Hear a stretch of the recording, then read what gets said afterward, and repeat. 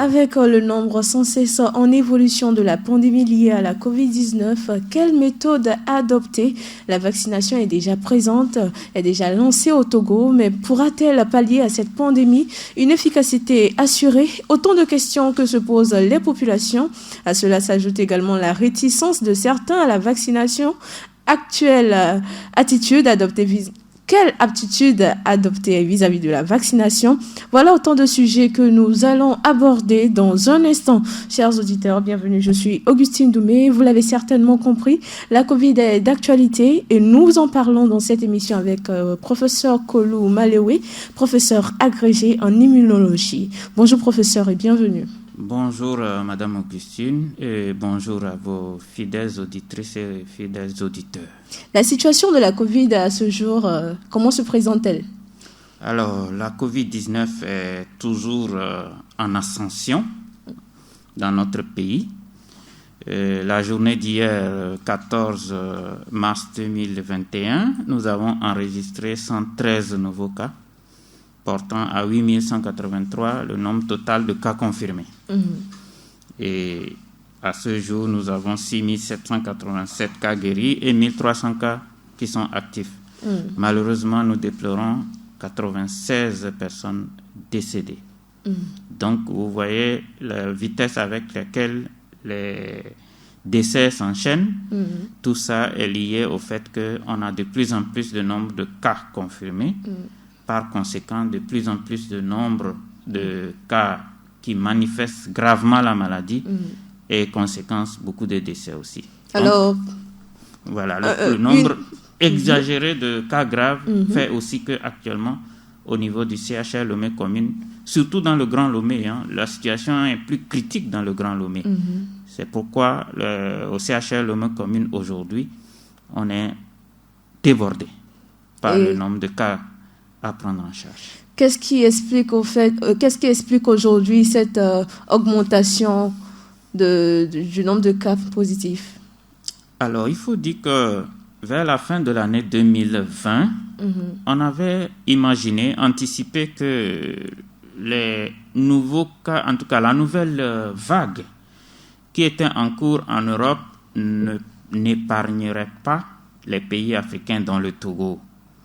Alors, c'est pour ça que les autorités à l'époque ont pris la mesure de la chose en mettant le couvre-feu lors de la période des fêtes de fin d'année.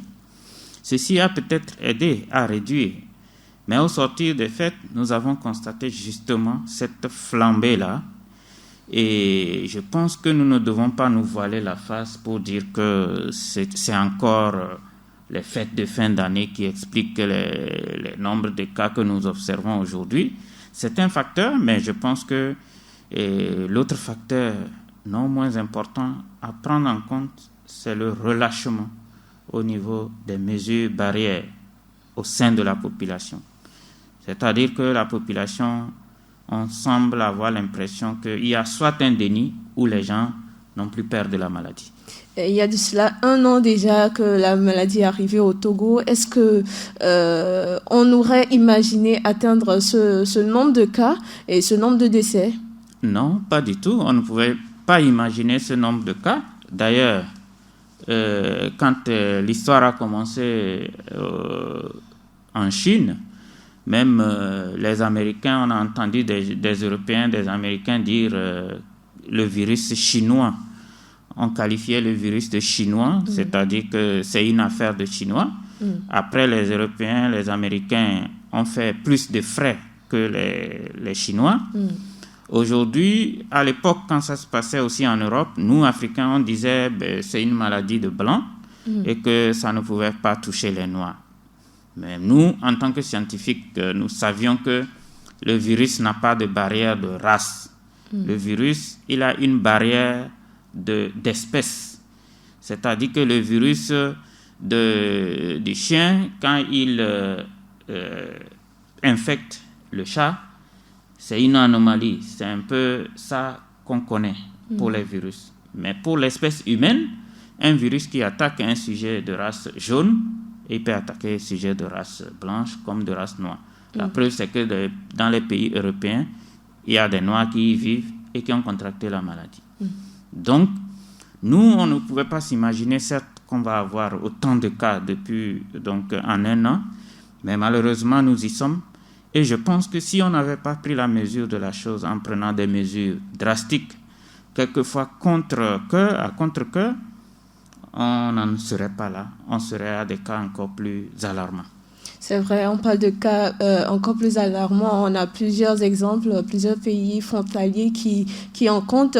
Est-ce qu'aujourd'hui, on peut faire une comparaison quand même entre le Togo et certains pays d'Afrique? Oui, je pense que quand vous regardez les chiffres, je n'ai pas les chiffres des autres pays, mais je sais que rapporté à la population, le Togo s'en sort mieux que beaucoup de pays. Tout simplement parce que les autorités ont pris quand même des mesures qui ont permis de réduire, mais tout ça au détriment de notre vie sociale et puis de l'économie. Donc, il y a lieu de féliciter la population, mais surtout de leur dire de maintenir surtout le respect des mesures barrières pour que très tôt on puisse en sortir, étant donné qu'on s'en sort déjà mieux que certains pays, que rapidement, avec la vaccination dont on parle. Justement, parlant de la vaccination, quel est le bilan dressé depuis la première phase? Alors, vous savez qu'un an, presque jour pour jour après le premier cas, qui était le 6 mars 2020, le 7 mars 2021, j'allais dire, nous avons reçu 156 000 doses de vaccins anti-Covid, le vaccin AstraZeneca, il faut le dire parce que je sais qu'il y a des histoires autour, mais c'est le vaccin AstraZeneca, 156 000 doses. Et selon la feuille de route de l'OMS, et comme ça se passe aussi dans beaucoup de pays, on n'a pas suffisamment de doses, donc il faut hiérarchiser les cibles. C'est ce qui a fait que dès le 10 mars, le Premier ministre a donné le ton et le 11 mars, on a commencé les vaccinations avec le premier groupe cible, qui est le personnel de santé, les agents de santé en général, qui travaillent à l'hôpital, qui sont en contact des malades. Alors, quel bilan l'on peut faire? Le bilan, il est très intéressant, puisque à peu près de 90% des agents de santé ont été vaccinés au cours des 2 jours. Donc, la couverture que l'on voulait atteindre, les 95%, n'est pas atteinte, mais je pense que progressivement, les autres vont rentrer dans la danse pour qu'on puisse couvrir le maximum du personnel de santé. On parle quand même de personnel de santé et là, normalement, il devrait donner un certain exemple, un certain modèle. Qu'est-ce qui explique aujourd'hui le fait que sur ce pourcentage, il n'y ait que 90% de ce personnel-là qui soit vacciné? Oui, c'est vrai. Le personnel de santé qui devait être celui qui va donner l'exemple à la population pour dire nous sommes sûrs des vaccins que nous voulons vous administrer, qui est des personnes qui n'ont pas reçu le vaccin. Il faut distinguer 2 catégories de personnes qui n'ont pas reçu le vaccin. La première catégorie qui est raisonnable, ce sont les personnes qui ont une contre-indication. C'est-à-dire que ce sont des personnes qui peut-être au moment où on vaccinait sont malades, ont une fièvre due à quelque chose d'autre, ou bien qui sont aussi infectés par le coronavirus, vous savez et qui manifestent la maladie. Ces personnes, on ne peut pas les vacciner dans l'immédiat. Mais les personnes qui sont atteintes par le coronavirus et qui ne manifestent pas la maladie, on peut les vacciner. C'est pour répondre en même temps à la question de pourquoi on ne teste pas les gens avant de les vacciner. On vaccine. Si une personne est malade, on ne la vaccine pas. Et pourquoi? Ça peut expliquer, mais c'est parce que les effets secondaires du vaccin peuvent s'ajouter aux effets de la maladie que la personne ressent. Et ce sera aussi difficile de savoir ce que la personne ressent. Est-ce un effet secondaire de la maladie, du vaccin, ou bien une aggravation de sa maladie elle-même? D'accord. Donc, il faut séparer, décaler l'injection du vaccin quand la personne sera guérie. Donc, c'est la première catégorie de personnes, de personnel de santé qui n'a pas reçu le vaccin. La deuxième catégorie que je déplore, c'est ceux qui refusent, qui n'ont pas confiance que ce soit un vaccin sûr et qui ne vont pas recevoir le vaccin. Il s'agit d'un nombre très minime. C'est vrai qu'au-delà, il y a cette catégorie-là aussi des gens qui n'étaient pas stables sur place, qui étaient peut-être en mission quelque part ou qui n'ont pas été atteints. Quand vous regardez, c'est beaucoup plus les agents de santé communautaire qui n'ont pas été aussi bien touchés. Peut-être parce que n'ont pas été suffisamment sensibilisés, puisque le personnel de santé même qui travaille dans les hôpitaux, les gens ont été bien sensibilisés et le taux de couverture est très bon. Le personnel qui soigne même est au-delà de 90%. Alors aujourd'hui, quels sont les moyens dont dispose le personnel de santé pour aller sur le terrain, peut-être sensibiliser, parce que si ça ne passe pas par la sensibilisation, ça ne pourra pas quand même marcher. On se dit quand même cela, ça ne pourra pas marcher. Quels sont les moyens dont dispose le personnel de santé aujourd'hui pour arriver à convaincre la population quand elles vont sur le champ de la vaccination?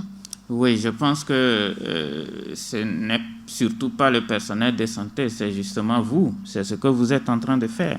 C'est vous qui faites le maximum de cette sensibilisation parce que c'est grâce aux médias qu'on arrive à atteindre le maximum de la population. Au-delà des médias, nous pensons que c'est difficile de pouvoir rassembler les gens comme on le faisait par le passé dans des meetings pour les sensibiliser. Ce sera des lieux de propagation encore du virus. Donc, on est obligé de passer par les médias, les associations,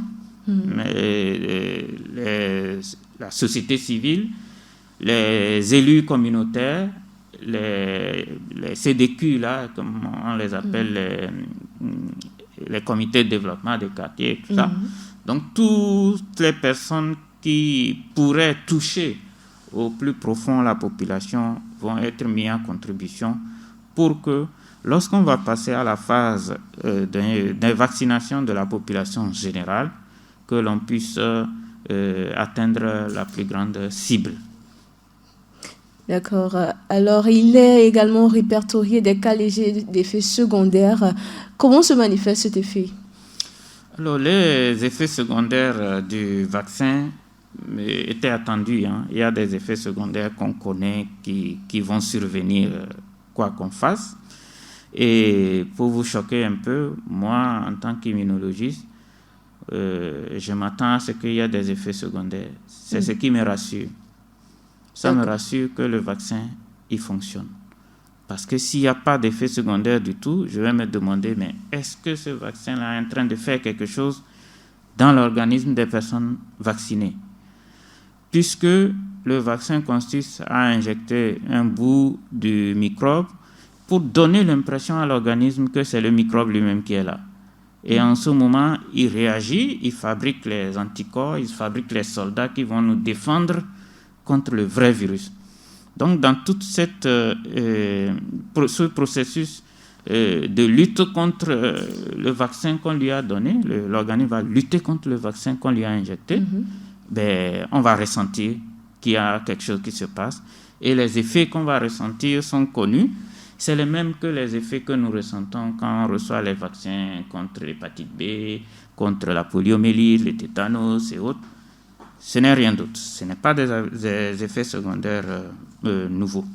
Il s'agit de la douleur au point d'injection.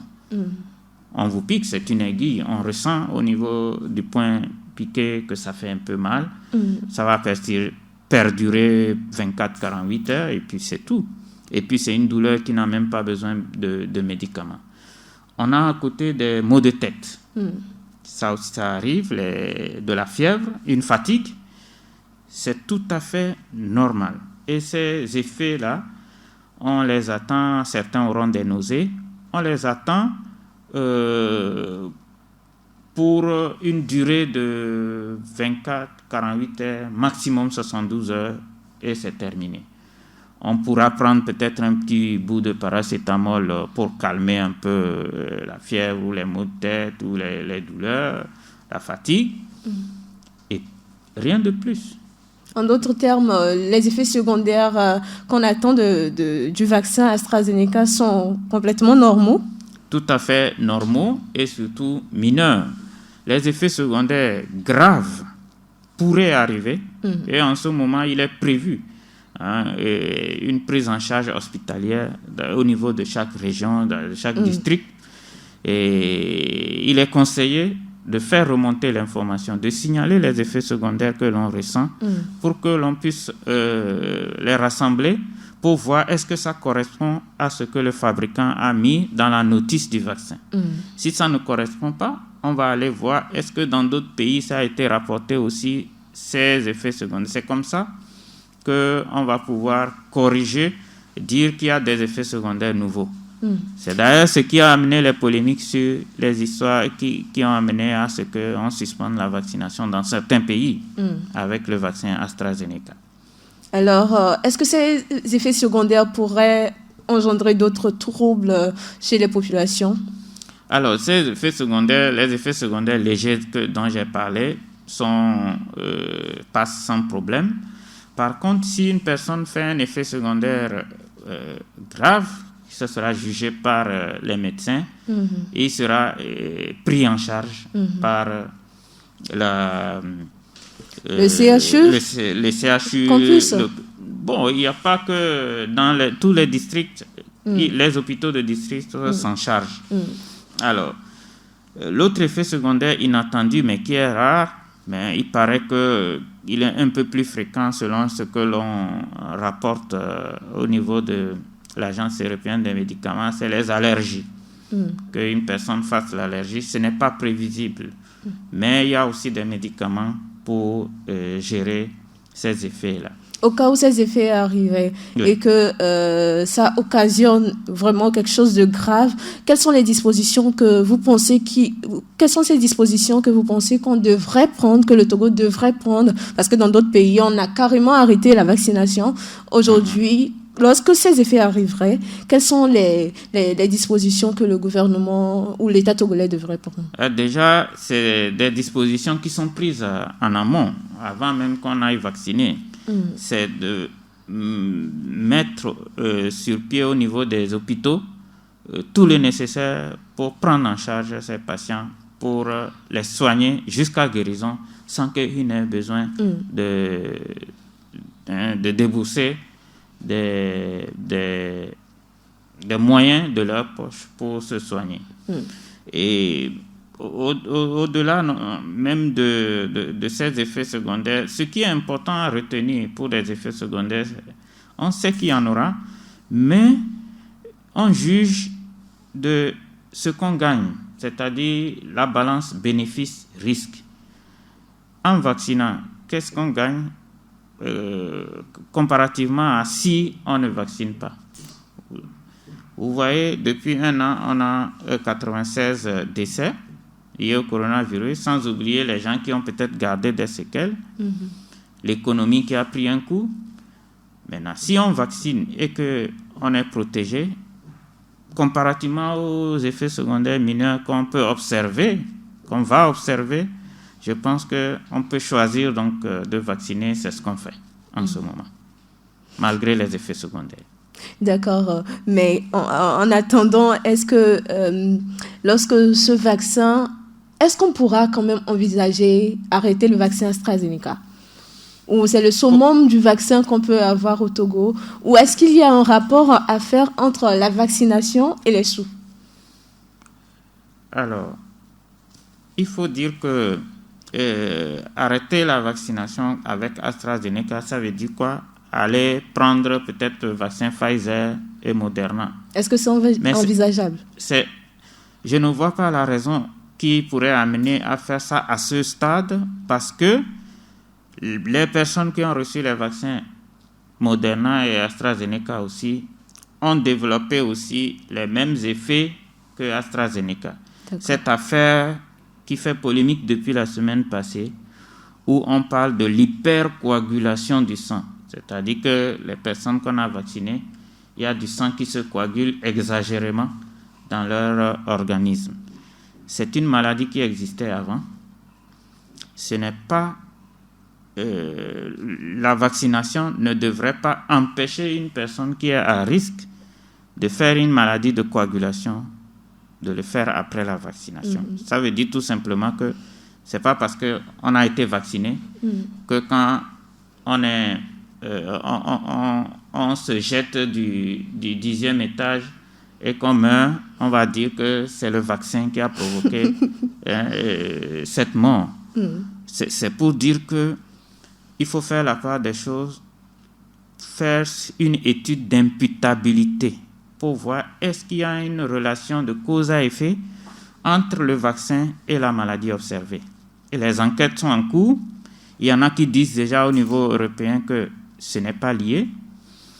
L'autre élément sur cette polémique, c'est que c'est un lot particulier de vaccins qui a été incriminé. Ce lot a été arrêté. Nous, au Togo, nous avons reçu des lots qui sont complètement différents de ce lot qu'on a incriminé. Donc, nous continuons pas à vacciner avec le vaccin AstraZeneca, comme le continuent aussi certains pays européens comme la France et autres. D'accord. Officiellement, on parle également d'un cas grave qui est pris en charge au CHU Campus.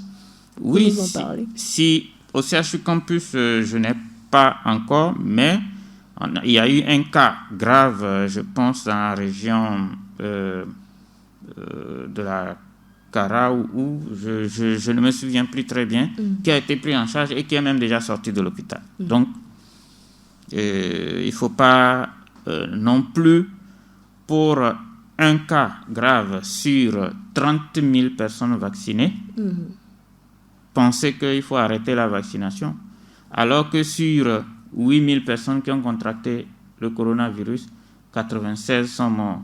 Selon vous, le bénéfice-risque est en faveur de quoi? Je vous retourne la question. Ben oui, on a 8 000 personnes seulement qui ont contracté le coronavirus, 96 en sont mortes. On a vacciné 30 000 personnes, et une ou bien deux personnes ont eu des effets secondaires graves qu'on a soignés et qui sont sortis de l'hôpital. Donc je pense que le choix est clair, on continue la vaccination.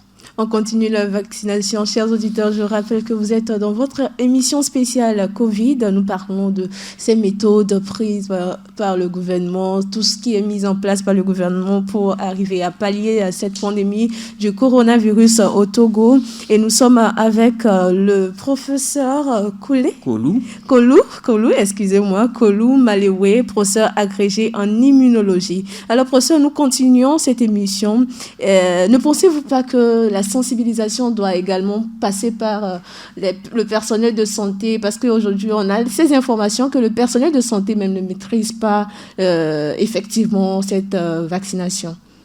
Non, on ne peut pas dire que nous ne maîtrisons pas la vaccination. C'est vrai que nous sommes dans un processus qui est dynamique. Tous les jours, on peut avoir de nouvelles informations et au fur et à mesure que le temps passe, on ajuste aussi les informations que nous donnons à la population.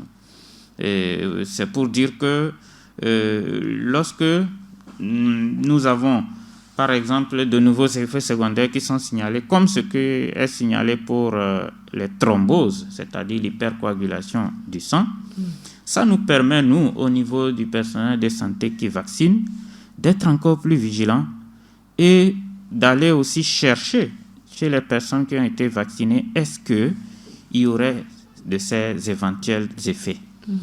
Et si on en trouve, est-ce que la personne portait cette hypercoagulation du sang avant d'être vaccinée ou si c'est quelque chose de nouveau? C'est comme ça qu'on va aller voir, est-ce que nous avons aussi des effets nouveaux qui n'étaient pas signalés? Et donc, le personnel de santé seul ne pourra pas tout faire. Vous aussi, les médias, vous faites beaucoup par rapport à cette sensibilisation. Mais nous devons continuer, on n'a pas le choix. Peut-être multiplier les canaux de sensibilisation pour pouvoir atteindre le plus grand nombre. Les agents vaccinateurs également, de leur côté, ils sont sous-informés sur les effets secondaires du vaccin, oui ou non?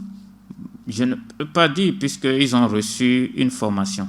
Avant même d'aller sur le terrain, ils ont reçu une formation où on leur a parlé de la maladie, du vaccin, des effets secondaires attendus.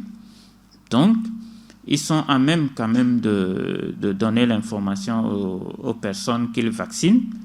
Mais ce qui est important, c'est que quand une personne est vaccinée, quel que soit l'effet qu'il ressent, il faudra le signaler dans la structure sanitaire qui est la plus proche d'eux ou bien le centre où ils ont été vaccinés et le personnel de santé pourra faire la part des choses pour savoir est-ce un effet secondaire ou bien c'est une autre maladie. Ce n'est pas parce qu'on est vacciné contre le coronavirus qu'on n'a plus le droit de faire une autre maladie. Et puis le vaccin contre le coronavirus, ce n'est pas un vaccin contre la mort. Si une personne est vaccinée, qu'elle meurt d'autre chose, il faut qu'on s'assure de trouver l'autre cause pour expliquer, pour que les gens ne pensent pas que voilà, le vaccin est fait pour tuer les gens. En tout cas, le vaccin peut-être est fait pour empêcher la mort du coronavirus quand même. Oui, le vaccin est fait pour empêcher la mort par le coronavirus, suite à une infection par le coronavirus. Et surtout aussi, le vaccin, il empêche de faire les formes graves. Parce que vous savez, vous pouvez être infecté, vous allez séjourner en réanimation avec une forme grave. Vous allez peut-être guérir, mais vous pouvez garder des séquelles pour le reste de votre vie. Donc, comme on dit, prévenir vaut mieux que guérir. Et parmi les 96 personnes qui sont mortes, il y a des gens qui sont jeunes, qui n'ont aucune comorbidité, c'est-à-dire aucune maladie sous-jacente qui explique qu'ils fassent une forme grave de la maladie. Et pourtant, ils en ont fait. Donc, nous sommes tous jeunes ici.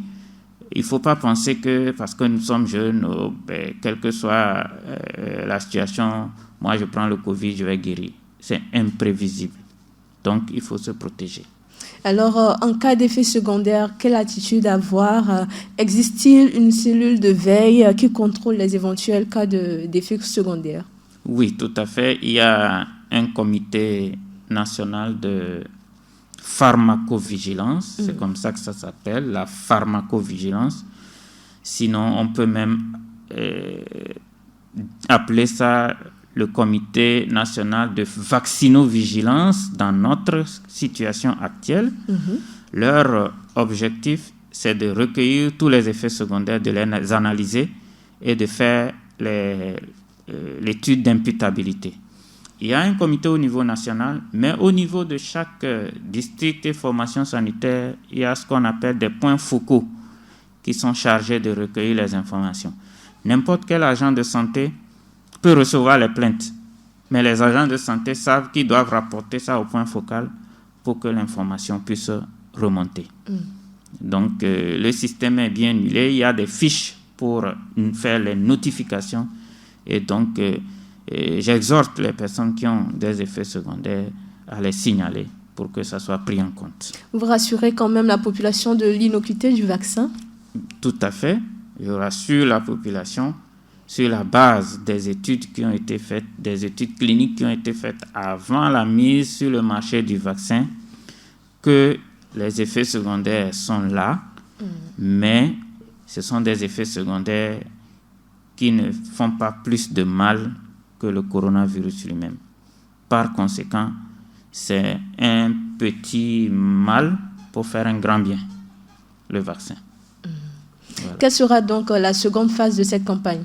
Alors, la seconde phase de la campagne a commencé déjà depuis dimanche. Peut-être que vous avez dû recevoir un communiqué du gouvernement qui parle du dénombrement des prochaines cibles à vacciner. Il s'agit dans un premier temps des personnes qui ont plus de 50 ans dans le Grand Lomé. Parce que vous savez, comme je vous ai dit au début, la maladie sévit plus dans le Grand Lomé et donc il faut agir plus rapidement dans le Grand Lomé. On va dénombrer donc, par 3 canaux les personnes de plus de 50 ans, la deuxième cible, Et en même temps, la troisième cible, qui est constituée par les personnes de 20 à 49 ans, mais qui portent une comorbidité, c'est-à-dire une maladie qui les expose à faire une forme grave de la maladie. Donc les 3 canaux, c'est en ligne, il y a un lien où on peut se enregistrer, c'est dans les formations sanitaires au niveau des CMS, des communes, des hôpitaux, et puis c'est par les agents de santé communautaire qui pourront passer de porte en porte. Je voulais justement poser la question, comment se faire enregistrer pour les personnes ayant déjà des facteurs de risque? Ceux qui ont déjà donc des comorbidités, des facteurs de risque, soit avec votre smartphone, votre ordinateur, vous cliquez sur le lien, vous vous enregistrez, ou bien vous allez dans la formation sanitaire de votre lieu d'habitation et il y a une liste qui est donnée, c'est souvent les CMS là, dans des communes, ou bien ce sont les agents de santé communautaire qui passeront de porte en porte et vous pourrez donner donc votre nom. Quel est ce lien-là déjà? Le lien, je ne l'ai pas en tête, malheureusement, mais on va le partager. Si vous permettez, je pense que je l'ai. Bon, voilà. Je pense que c'est le www.vaccin.covid19.gouv.tg. Oui, c'est ça. C'est justement ça, www.vaccin.covid19.gouvernement+.tg. Oui, c'est ça. C'est le ministère de l'économie numérique donc, qui l'a mis au point pour pouvoir donc, enregistrer les personnes. C'est un lien à partager vraiment de façon large pour que les gens puissent s'enregistrer. Alors, il est payant le vaccin? Le vaccin est gratuit pour le moment. On doit penser quand même à économiser pour ça. Je ne sais pas. Pour le moment, c'est gratuit. Pour le moment, c'est gratuit. Parce que nous avons reçu le vaccin, on l'administre, les doses finiront et l'acquisition des prochaines doses va se faire. Et je ne sais pas si le gouvernement attendra chacun pour qu'il décide le jour où il veut se faire vacciner, pour que le gouvernement aille commander des doses pour lui. Mais si la campagne finit et qu'il y a encore des personnes qui n'ont pas été vaccinées, qui volontairement n'ont pas été vaccinées, qui veulent maintenant se faire vacciner, peut-être qu'elles seront obligées de passer par les vendeurs pour s'acheter leurs doses. Peut-être, je dis peut-être. Voilà. Alors, peut-on le trouver dans les pharmacies comme les autres vaccins? Pour le moment, vous savez, vous avez vu comment est-ce qu'on court derrière les doses. Il n'y en a pas. C'est difficile. Ça passe par les États à l'heure actuelle. Et les doses que nous avons reçues, c'est dans le cadre de l'initiative COVAX. C'est l'OMS qui a bataillé pour trouver ces doses. Parce que sinon, c'est difficile pour les pays pauvres comme nous de se l'acheter, ce vaccin, puisque les pays riches avaient préfinancé les recherches pour la vaccination. Donc, les firmes pharmaceutiques, les industries pharmaceutiques sont en train de rembourser ce que les pays riches avaient financé en leur produisant leurs doses.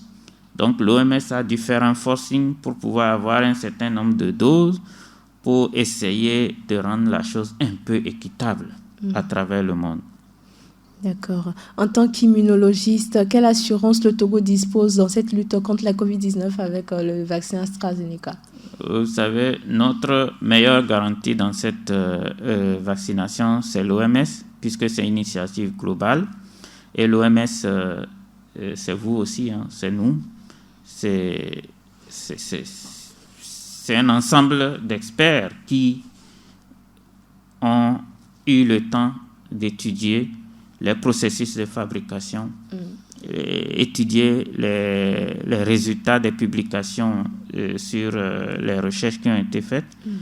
Et le moment venu, si nous, au Togo, on estime qu'il y a un souci avec le vaccin, on pourra, avec l'aide de l'OMS, demander à ce qu'une expertise indépendante soit faite pour vérifier si le problème qu'on imagine est avéré ou pas. Mais en tant qu'immunologiste également, les pistes sur lesquelles étaient les pays africains concernant cette vaccination, qu'en dites-vous? Est-ce que le continent africain est quand même sur de bonnes pistes en matière d'innovation, de recherche et tout ça? Il faut dire que la recherche, en fait, le coronavirus a éveillé en nous, Africains, l'esprit de recherche. C'est très bien. Malheureusement, on n'a pas beaucoup cherché sur le vaccin. Hein. On a plutôt cherché sur le traitement. Comment traiter les personnes infectées. Mais pour une maladie comme ça, là, la meilleure solution, c'est la prévention, c'est le vaccin. L'Afrique n'est pas dans ce processus, c'est les pays africains dans ce processus de recherche vaccinale parce que ça coûte tellement cher que nos budgets ont du mal à tenir face à cette recherche. Pour l'instant, des recherches sont en cours sur les produits qui peuvent permettre de soigner.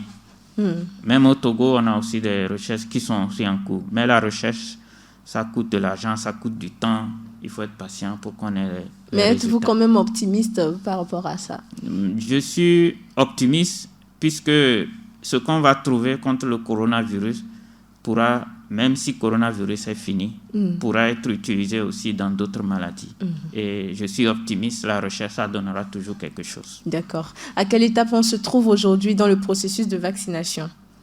Dans le processus de vaccination, alors là, on a vacciné un peu plus de 30 000 personnes, agents de santé.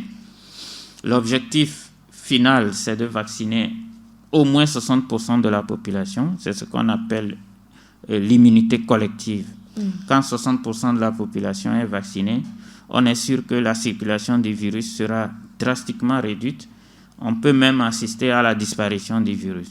Donc, l'objectif, c'est les 30 000 personnes agents de santé constituent un pourcentage très faible que je n'ai pas encore calculé. Mais avec la deuxième phase, je pense qu'on va progressivement, avec l'OMS, avoir les doses pour 20% de notre population. C'est ça l'initiative COVAX. Alors l'OMS va donner des doses supplémentaires qui vont venir progressivement et on va vacciner 20% de notre population. Le Togo lui-même s'est engagé déjà en train de chercher des doses supplémentaires pour compléter les 40% pour qu'on ait aussi notre immunité collective. D'accord. Avant d'arriver à ces questions d'immunité-là, on parle quand même de 156 000 doses de vaccins et aujourd'hui, on est à 30 000 personnes, selon vous dire, de personnel de santé quand même vaccinés. Oui. Le reste des doses de vaccination, qu'adviendrait-il de...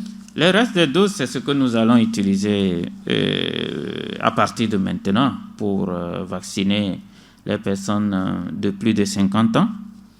Vous savez, cette affaire de 50 ans, c'est une limite qu'on a fixée en fonction de notre population. Ailleurs, ils ont commencé par vacciner les plus de 75 ans, les pays qui ont une population très âgée. Donc, quand on finit les plus de 50 ans, on passera aux 20-49 ans avec comorbidité. Et quand on aura fini cela, il y aura aussi d'autres cibles. Par exemple, les enseignants, les étudiants, les gens qui se retrouvent souvent en grand nombre, les serveurs de bar, les détenus, les réfugiés, tout ça, ce sont des cibles qu'on va aussi progressivement inclure.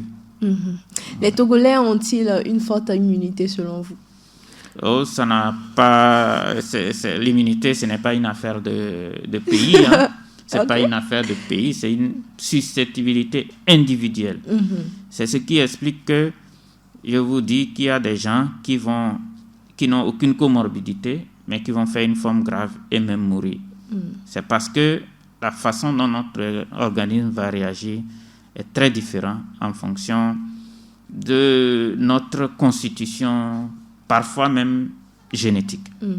Donc, pour une personne, par exemple, dont l'immunité n'est pas très bonne, vous pouvez beau la stimuler, parce que j'entends les gens dire qu'il faut stimuler l'immunité et puis on arrête là. Vous pouvez beau stimuler l'immunité, si elle refuse de répondre, elle ne répondra pas. Et qu'est-ce qui peut réduire l'immunité chez une personne, par exemple? Alors, ce qui peut réduire l'immunité, ce sont d'abord les infections. Exemple, le VIH, puisque vous savez, le VIH est dû c'est le virus de l'immunodéficience humaine. Le virus lui-même provoque une immunodéficience. Vous avez la malnutrition. Une personne qui est malnutrie ne peut pas avoir une bonne immunité parce que les anticorps dont je vous parle là, ce sont des protéines et quand on n'est pas bien nourri, on ne peut pas en fabriquer correctement. C'est aussi l'âge avancé, c'est pourquoi les personnes âgées peuvent aussi faire des formes graves de la maladie. L'immunité peut aussi être compromise par certaines maladies comme le cancer, soit le cancer lui-même, ou bien c'est le traitement qu'on donne contre le cancer qui provoque une diminution de l'immunité. Alors, quelle attitude L'alimentation en est aussi un peu, je vous ai parlé de la nutrition. La malnutrition. Et donc, il faut manger sainement. Manger sainement, c'est vraiment un gros mot. Il faut avoir une activité physique. Il faut aussi... manger sainement, c'est vraiment éviter peut-être les produits manufacturés, manger plus bio que les produits manufacturés, les fruits, les légumes. Bon, il y a certains produits particulièrement dont on parle qui pourraient booster l'immunité, comme le gingembre, ail. Ce n'est pas faux, mais ça ne peut pas être une garantie totale. C'est des choses qu'on peut mettre dans notre alimentation. Ça peut aider, pas seulement contre le coronavirus, mais aussi contre d'autres maladies. Et voilà, ça, je pense que tout le monde peut le faire, quoi. Merci à vous, professeur Kolo Malewe. Merci à vous, Madame Augustine. Un mot de fin peut-être? Oui, un mot de fin, c'est que j'exhorte la population à avoir le courage de continuer ce combat en maintenant le respect des mesures barrières et le moment venu d'aller se faire vacciner pour qu'on en finisse avec ce coronavirus. Voilà. Alors, chers auditeurs, le mot de fin est bien placé, vous l'avez certainement compris. Il faut continuer cette lutte contre la Covid-19 dans notre pays. Je suis Augustine Doumé. Merci d'avoir suivi cette émission. Nous vous retrouvons très bientôt.